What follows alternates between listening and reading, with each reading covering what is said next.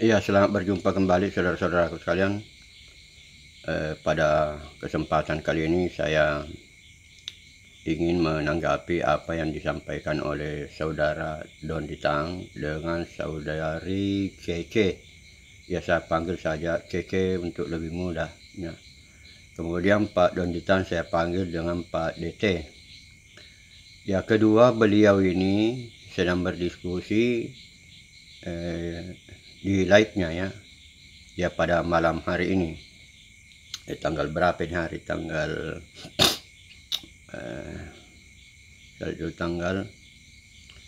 16 Februari. Ya, tanggal 16 Februari 2025. Mari saya langsung perdengarkan saudara-saudaraku sekalian yang ingin saya tanggapi di dalam video ini. Aku pengikut Yesus. Pengikut Yesus. Padahal pengikut Paulus. Pak Paulus. Ya. Okay. Nah, maksud saya gini, dengan doktrinnya Kristen, Kristen kan mengatakan bahwa Roh Kudus itu adalah rohnya Bapa. Ya, karena ada.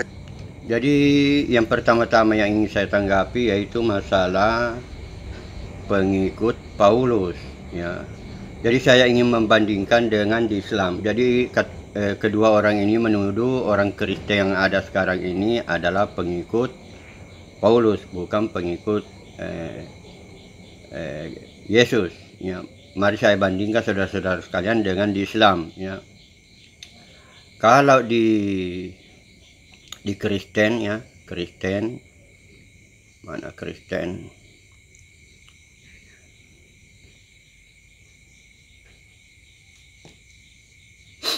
Saya Kristen, ya, Kristen katanya pengikutnya Paulus, ya, ini tuduhan, ya. Sekarang di Islam, dia tidak, sebenarnya ini kedua orang ini dia tidak mengetahui yang di Islam, ya, di Islam itu juga bukan pengikut Nabi, ya, Kristen Nabi pengikut Nabi, ya. Yang bukan pengikut Nabi itu yang mana yang mau dikatakan pengikut Nabi? Apakah Imam Abu Hanifah, saya pendekkan saja, Imam Abu Hanifah atau Imam Malik, ya. Yang pertama Imam Abu Hanifah, yang kedua Imam Malik, ya. Yang ketiga Imam Syafi'i, ya, Imam Syafi'i, yang keempat Imam Ahmad bin Hambal, ya, Imam Ahmad bin Hambal. Ini dari keempat ini, ya, dari keempat ini yang mana yang mau dikatakan pengikutnya Nabi, ya. Siapa yang memberi kewenangan atau siapa yang memberi otoritas bahwa ini pengikutnya Nabi, sedangkan pengajaran mereka ini berbeda lagi di dalam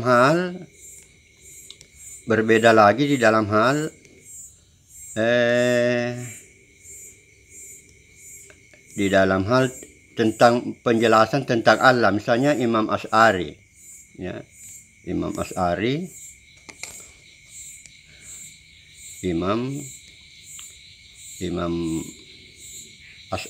ya, Asy'ari dengan Imam Ibnu Taimiyah, kemudian Mu'tazilah, kemudian Qadariyah, ya, kemudian Jabariyah.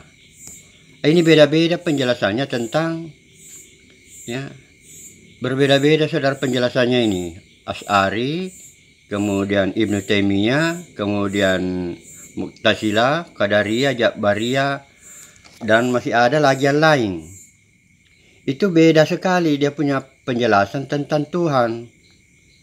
Jadi yang mana ini yang di sini pengikutnya, yang mana yang di sini pengikutnya Nabi Muhammad. Menjadi tanda tanya juga. Jadi saudara-saudaraku sekalian, kedua orang ini, baik Pak DT maupun Ibu Cece ini, itu belum, apa yang dia tuduhkan kepada ajaran Kristen atau iman Kristen, sebenarnya ada juga di Islam. Ada juga di Islam. Ini orang ini, dia mana bagus tulisannya yang ini. Ya. Kedua orang ini mengatakan bahwa orang Kristen pengikutnya Paulus. Padahal seharusnya dia inginkan bahwa orang Kristen itu mengikuti Yesus. Ya. Padahal persoalan seperti ini ada juga di Islam. Persoalan ini ada juga di Islam, saudara-saudara sekalian. Jadi itulah sebabnya saya melarang orang terlalu mengkritik ajarannya orang.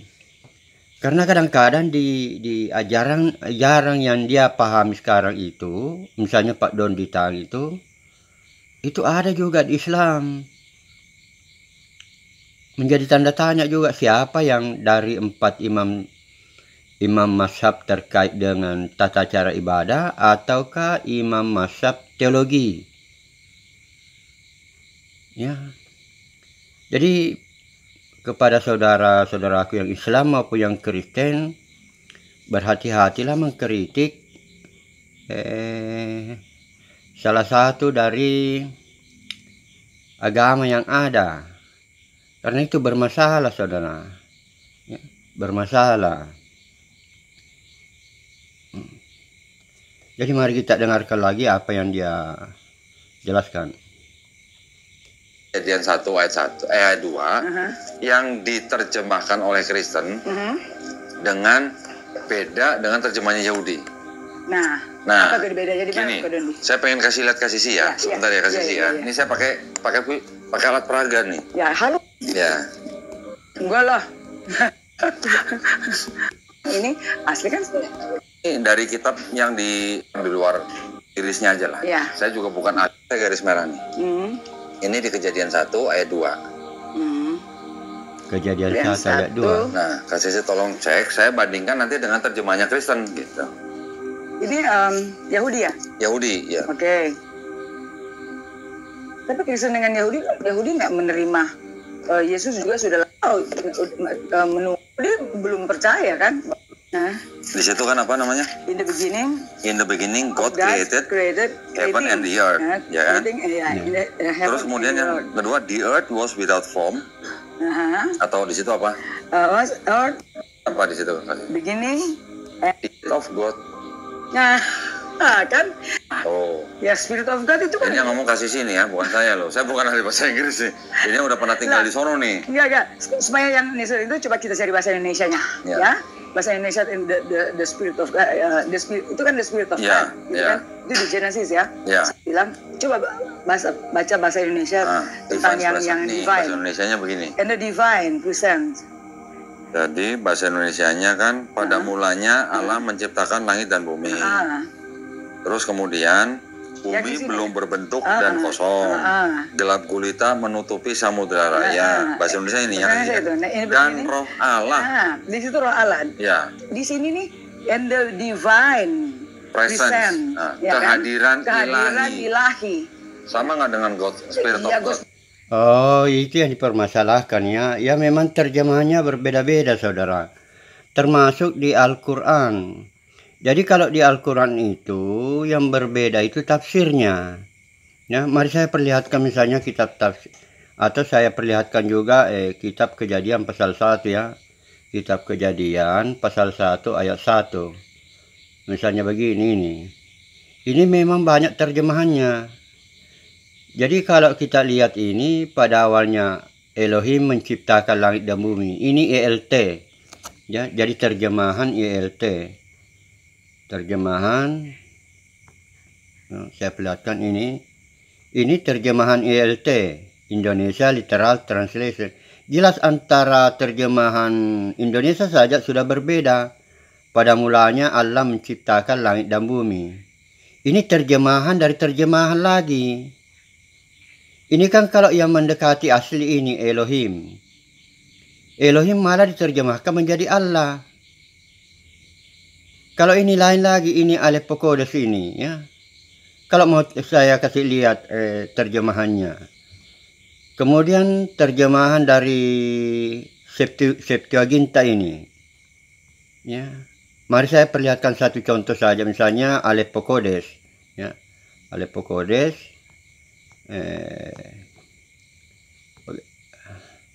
ya. Alepokodes, kita lihat terjemahannya apa sebenarnya yang di mana di sini ini, ya. Nah, ini bukan Inggris ini, ya salah ini.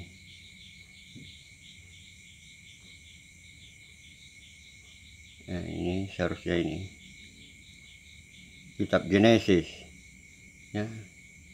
Jadi kalau pada mulanya Allah menciptakan langit dan bumi, ya hampir sama kalau bahasa Yunaninya, ya. Bahasa Yunaninya ini Anda bisa lihat, pada mulanya Allah menciptakan langit dan bumi. Ini terjemahan dari Alepokodes yang berbahasa Ibrani. Jadi memang ada perbedaan-perbedaan itu, saudara-saudaraku sekalian, ya. Ada perbedaan-perbedaan di dalam terjemahan. Misalnya kita lihat lagi di Septuaginta atau di Bizantium, itu berbeda. Biasa saya selidiki ini berbeda. Jadi berbeda semua. Jadi memang banyak perbedaan. Jadi saudara-saudaraku sekalian, kenapa lupa ke situ? Bahwa kalau tafsir daripada atau terjemahan daripada kitab suci itu, semua kitab suci mengalami seperti itu. Mengalami banyak perbedaan-perbedaan terjemahan. Misalnya saya perlihatkan kepada Anda kitab tafsir, ya, kitab tafsir. Jadi atau saya buka Al-Quran saya atau tidak. Kitab tafsir Ibnu Jarir At-Tabari. Jadi perlu diketahui saudara-saudaraku sekalian bahwa kitab tafsir seperti Ibnu Jarir At-Tabari itu, ya. Ini kitab tafsirnya Ibnu Jarir At-Tabari. Ya.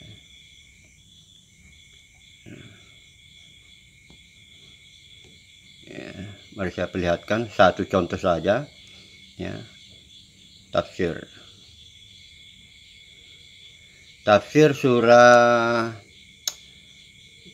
Al-Baqarah saja, ya. Surah Al-Baqarah ayat 1, surah Al-Baqarah ayat 1 saja. Nah, itu sudah sangat berbeda. Nah, ini penjelasannya ini.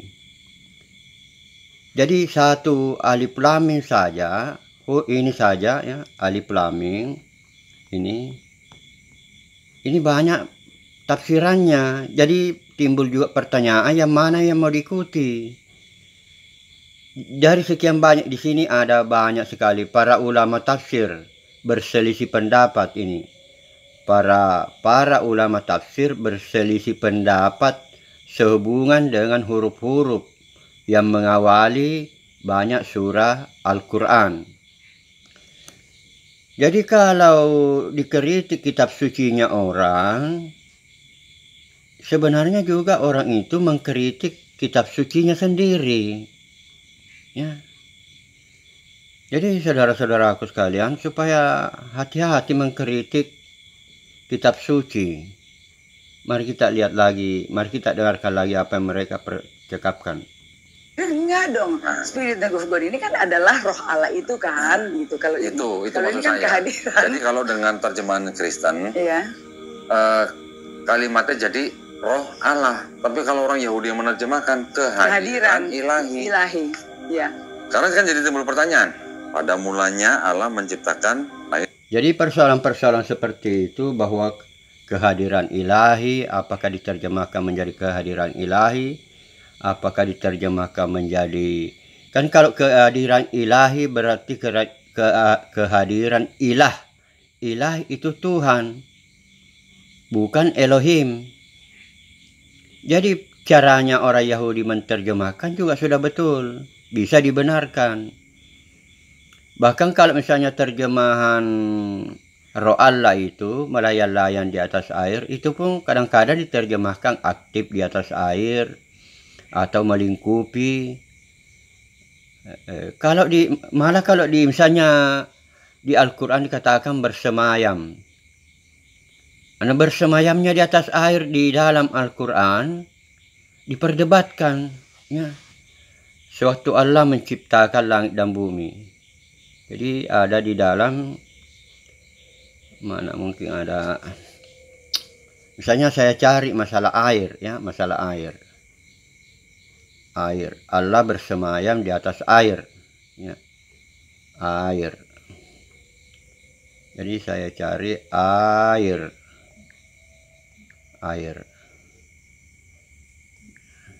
Air saja. Kemudian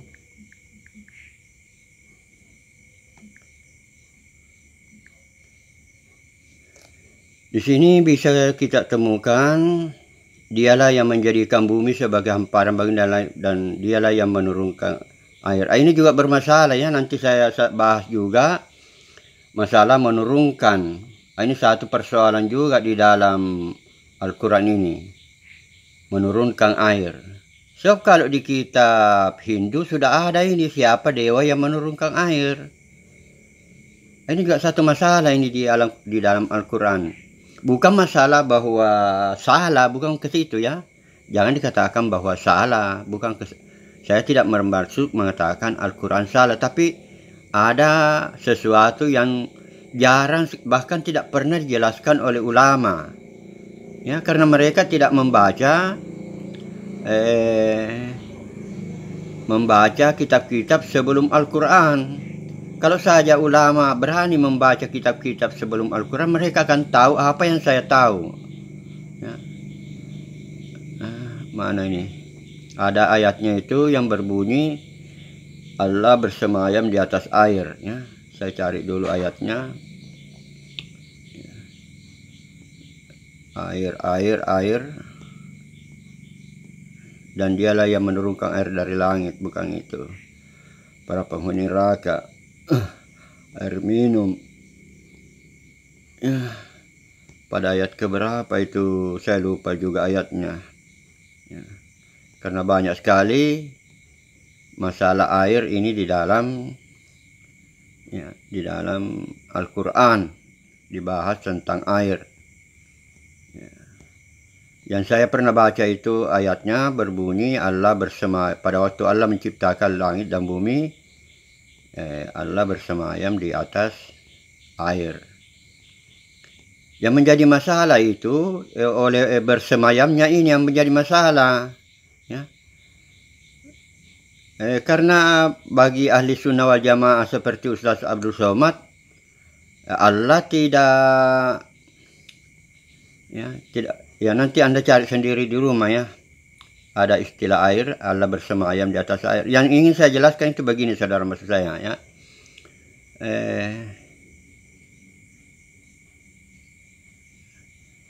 Mana ini? Hapus dulu. Ya. Jadi kalau di Al-Quran kan dia tadi roh Allah melayang-layang di atas air. Kalau di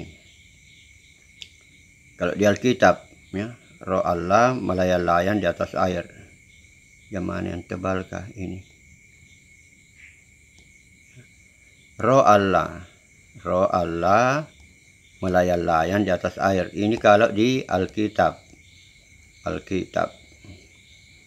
Tapi kalau di Al-Quran itu bersemayam di atas air. Jadi ada air, kemudian ada kursi. Tapi kursi itu panjang, jadi ranjang, berbentuk ranjang. Ya, kalau kita baca kitab-kitab tafsir, ini oleh Ustaz Abdul Somad, dia tidak mau mengatakan Allah duduk di sini, tapi oleh sebagian ulama Allah duduk. Sedangkan tadi si CC ini dengan si DT ini, Don Ditang ini, mengkritik persoalan roh Allah dengan bagaimana roh Allah di Alkitab itu. Sedangkan di Al-Quran juga begitu persoalannya. Tidak semua ulama sepakat tentang Allah bersemayam di atas air pada waktu menciptakan langit dan bumi. Jadi apa yang ada di Kristen, saudara-saudaraku sekalian, juga ada di Al-Quran permasalahan seperti ini. Jadi saya hapus lagi semua. Ya. Mana ini? Ini. Mari kita dengarkan lagi apa yang dia dan bumi. Ada Allah nih. Kemudian ada roh Allah melayang-layang di atas bumi. Nah, dari situ aja sudah roh Allah melihat. Berarti ada lihat kan? Katanya belum ada manusia. Bukan, maksudnya gini. Ada Allah, ada roh Allah. Iya, maksudnya. Berarti Allahnya apa? Nah, nggak usah di sini. Ini yang hebat ini. Sudah. Ya, ini yang hebatnya. Ini yang hebat yang saya bawa. Ada roh Allah, ada Allah. Inilah pentingnya saudara-saudaraku sekalian, Trinity. Ya, itulah pentingnya Trinity. Jadi kalau di Trinity itu kan begini. Allah, kemudian Tuhan. Model begini, Tuhan kemudian Roh Kudus. Ya, Roh Kudus. Kalau model yang lain kan begini, Bapa, Anak,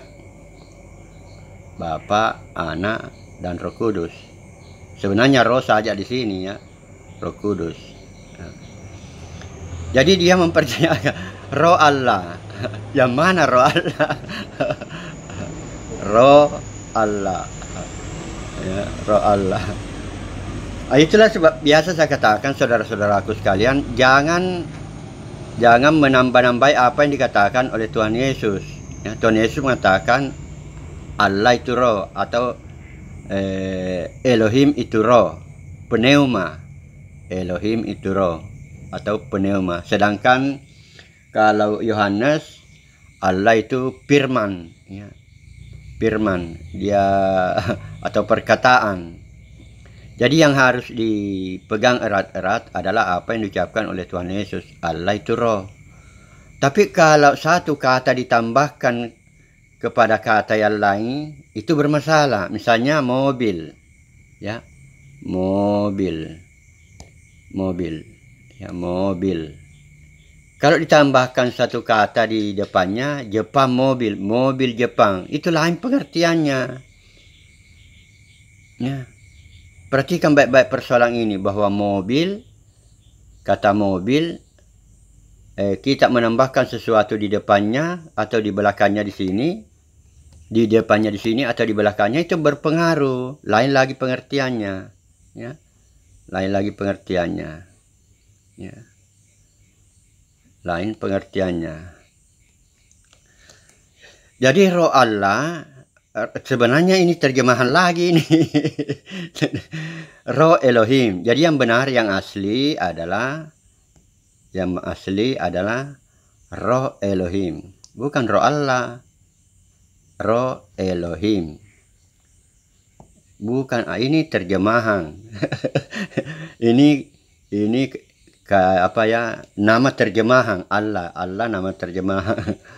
Jadi saudara-saudaraku sekalian, Allah nama terjemahan. Yang asli itu ini roh Elohim. Ini juga terjemahan lagi karena ini bahasa Indonesia ya. Jadi kalau bahasa Ibraninya tentu bukan seperti ini. Jadi saudara-saudaraku sekalian, dia tidak tahu Allah, roh Allah dengan Allah. Jadi yang Allah itu, ini yang di atas, yang Allah, ya, Allah ini Tuhan. Itulah sebabnya saya sering sampaikan bahwa bedakan antara Tuhan dengan Allah, dibedakan juga dengan Roh Kudus. Ternyata pada malam ini, pada kesempatan ini baru saya tahu kalau Pak Don Ditang tidak mampu membedakan roh Allah dengan Allah, ya. Roh Allah dengan Allah. Tidak mampu membedakan roh Allah dengan Allah. Jadi berbeda saudaranya, bedakan antara roh Allah dengan Allah atau Elohim dengan, jadi yang dibedakan itu Elohim dengan Adonai, itu dibedakan. Ini kan Tuhan, tapi kalau di Indonesia harus Tuhan karena bermasalah dari bahasa, dimana letak masalahnya yaitu lebih mulia raja-raja Jawa daripada Tuhan Yesus, kan bermasalah. Kemudian Elohim inilah yang diterjemahkan para Allah, ya. Para Allah artinya banyak Allah. Ya begitulah ya. Mari kita dengarkan lagi. Jadi pantas kalau Pak Don Ditang ini, wajarlah kalau dia ditolak oleh Tuhan Yesus, ya, karena setiap orang yang pindah dari Kristen ke Islam tentu karena dia tidak tahu Alkitab. Ya mari kita dengarkan sekali lagi. Ingat. Siapa yang lihat? Siapa yang lihat? Emang udah CCTV? Gitu. Ya, itu artinya menunjukkan perbedaan pemahaman. Iya. Kenapa Kristen menerjemahkan dengan roh Allah? Karena ada muatan trinitasnya. Ya itu dia, karena roh itu buat Kristen itu. Ya, saya rasa pada kesempatan ini cukup saya mengkritik kedua beliau ini, karena saya menilai keduanya masih kurang ilmunya tentang Islam, ya. Apalagi tentang teologi Islam, kemudian masalah tata cara ibadah. Jadi perbedaan tata cara ibadah di Kristen maupun di Nasrani berbeda-beda, di Islam juga begitu. Tata cara ibadahnya, kemudian mengetahui tentang Tuhan, mengetahui tentang Allah, tentang pencipta, itu di Islam, di sesama ulama Islam juga malah ada yang saling mengkafirkan. Iya, sekian saudara-saudaraku sekalian, mudah-mudahan apa yang sampaikan pada malam hari ini bermanfaat bagi umat Islam, juga bermanfaat bagi umat Kristen. Amin.